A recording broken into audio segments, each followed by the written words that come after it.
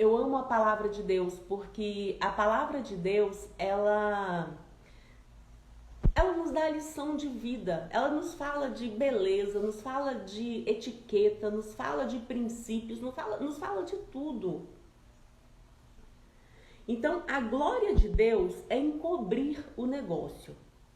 Mas a glória do rei é tudo investigar. Nós precisamos ser curiosos. Deus gosta de pessoas curiosas. Por exemplo, por que eu fui para o desenvolvimento pessoal? Por causa de uma pergunta. O que é ser cheio com o Espírito Santo? Eu comecei com essa busca. Deus, eu quero ser cheia com o Espírito Santo. Porque foram se passando os anos e eu via que eu não estava cheia com o Espírito Santo. Eu não estava produzindo os frutos que eu via que eram frutos de uma pessoa cheia com o Espírito Santo. E eu fui buscar o que é ser cheia com o Espírito Santo. E nessa busca, o Senhor me levou para o desenvolvimento pessoal. Ser cheia com o Espírito Santo é você ser desenvolvida como pessoa no mais alto nível. Então, a glória de Deus está em encobrir as coisas. E a dos homens, a dos reis, está em investigar. Quanto mais eu investigo aquilo que está encoberto, mais conhecimento eu adquiro, mais sabedoria eu adquiro e mais o Senhor se alegra comigo. É como se fosse uma brincadeira. Deus esconde e eu procuro. E quando eu encontro, eu me alegro com Ele. Fazer bem para aquele que nos faz mal. Somente uma pessoa cheia com o Espírito Santo, somente uma pessoa desenvolvida como pessoa, ela consegue fazer bem para o que lhe faz mal. Ela consegue dar de comer para aquele que tem fome, dar de beber para aquele que está com sede, se essa pessoa te fez mal.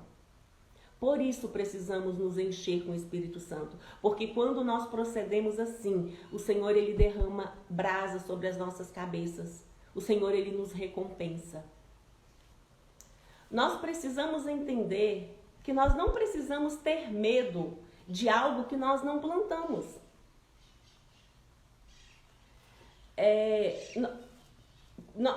Um exemplo. Se eu disser para uma pessoa assim, fulano fez uma macumba para você. Ela vai acreditar e vai ficar com medo e vai orar e vai jejuar e vai fazer tudo. Mas se eu disser para a pessoa assim, você é a imagem, a semelhança do Criador.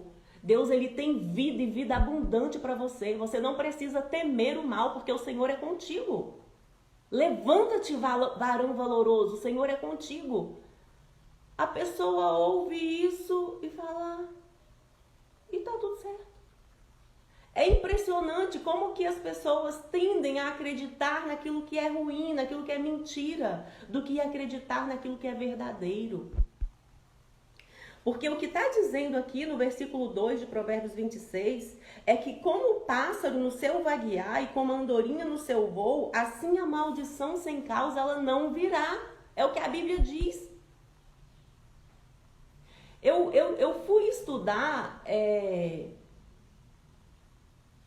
sobre o mundo espiritual porque eu vivia temerosa pelo que as pessoas falavam. Que você tem que vigiar por causa de maldição, por causa disso, por causa daquilo. E depois que eu estudei sobre o mundo espiritual, eu entendi isso aqui. Que maldição sem causa não virá sobre mim. O que vai vir sobre mim é somente aquilo que eu plantei. Se eu plantei ruim, a maldição vai vir. Se eu não plantei, pode ser que venha maldição, pode ser que venha bênção também. Aí eu fico jogada à sorte. Mas se eu plantei bom, se eu plantei coisas boas, se eu plantei amor, se eu plantei misericórdia, se eu plantei bondade, a palavra do Senhor está dizendo que como o pássaro no seu vaguear e como a andorinha no seu voo, assim a maldição sem causa ela não virá. Não precisamos temer o diabo, o inferno, as maldições, as macumbas. Não precisamos temer isso. Se você é guardado pelo sangue se você é coberto pelo sangue do Cordeiro, se você é uma pessoa bondosa, se você só planta o bem, não tema o mal. E se porventura o mal vier sobre a sua vida, assim como veio na vida de Jó, não é para o seu mal, é para o seu crescimento, é para você aprender. Porque precisamos aprender o tempo todo. O que nós precisamos ter em mente é que eu preciso aprender o tempo todo. E Jó, no início, ele não entendeu o porquê da maldição. A maldição em Jó foi uma maldição sem causa. Sem causa aos nossos olhos. Mas aos olhos de Deus, Deus tinha algo muito melhor preparado para Jó. E como Jó foi fiel na sua maldição, porque Deus conhecia o coração de Jó, no final da provação de Jó, ele falou assim: antes eu conhecia o Senhor só de ouvir falar, agora eu conheço porque os meus olhos o veem, porque eu tive experiência com ele. E o Senhor restituiu a sorte de Jó e deu a ele muito mais do que ele tinha. Precisamos acreditar na palavra de Deus. Precisamos acreditar que a palavra de Deus ela é verdade, que ela se cumpre em nós. Não devemos temer o mal. A Bíblia fala assim: o verdadeiro amor lança fora todo medo. E às vezes nós vemos o povo de Deus com medo, medo de macumba, medo de... nem sei de quê, porque eu não tenho medo dessas coisas, então eu nem sei de quê. Mas a gente vê as pessoas com medo de um monte de coisa. Enquanto que eu preciso acreditar nos princípios da palavra de Deus. Como o pássaro no seu vaguear e como a andorinha no seu voo, assim a maldição sem causa não me sobrevirá. E se o Senhor permitir que a maldição chegue até mim, é para eu aprender e para eu crescer e para eu ter experiência com Ele e o nome dele ser glorificado na minha vida. Essa é a crença que precisamos ter. Salomão, ele fala sobre todas as áreas da nossa vida. E aqui ele está falando sobre eu me meter em questões alheias.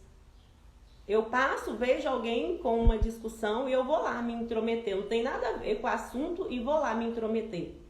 É como pegar um cão pelas orelhas. Eu preciso ter discernimento quando agir. Eu só me entremeto em questões alheias quando eu sou convidado. E olhe lá, dependendo do convite também eu não preciso me meter. Porque a primeira coisa que eu preciso saber é se o outro plantou aquilo que ele está colhendo. Porque se o outro plantou aquilo que ele está colhendo e ele me convida para intrometer na questão dele, a única coisa que eu vou dizer para ele é: você plantou? Então você está colhendo, não posso fazer nada por você. Precisamos ser sábios, precisamos ter discernimento. E é isso que está dizendo aqui em Provérbios 17, 26. O que passando se mete em questão alheia é como aquele que toma um cão pelas orelhas.